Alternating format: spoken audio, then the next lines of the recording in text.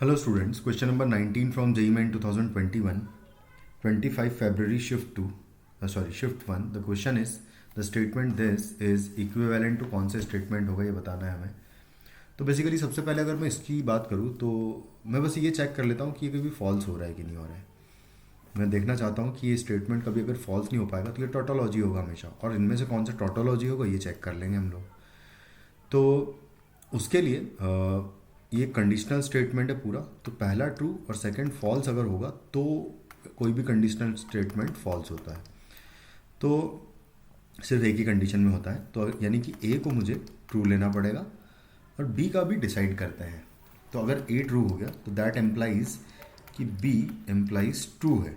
यहाँ पर कुछ इस तरीके से आएगा क्योंकि ए को ट्रू लेना पड़ेगा.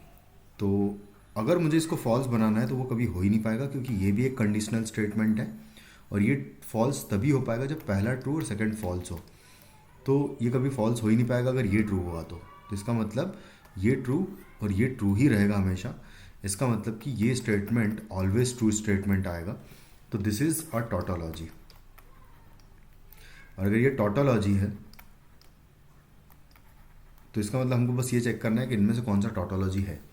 तो अगर इसको ट्रू करते हैं तो यहाँ पर फॉल्स हो पाएगा क्या, ऐसा सोचना है. अगर हो पाएगा तो ये फॉल्स हो सकता है, बिल्कुल हो सकता है, क्योंकि अगर बी को फॉल्स ले लेंगे तो ये पूरा स्टेटमेंट फॉल्स हो जाएगा, और ये स्टेटमेंट फॉल्स हो जाएगा तो ये पूरा भी फॉल्स हो सकता है. मतलब कि ये हमारा टोटोलॉजी तो नहीं है बिल्कुल, है ना, इस तरीके से. फिर सेम में मैं इसको चेक किया तो ट्रू एम्प्लाइज, यहाँ पर ट्रू एम्प्लाइज फॉल्स अगर कर दिया, यहाँ बी को फॉल्स ले लिया तो ट्रू एम्प्लाइज फॉल्स मतलब फॉल्स हो सकता है ये, और ट्रू इम्प्लाइज फॉल्स का मतलब फिर से फॉल्स हो सकता है, ये फॉल्स हो सकता है. इसका मतलब कि ये टोटोलॉजी नहीं है.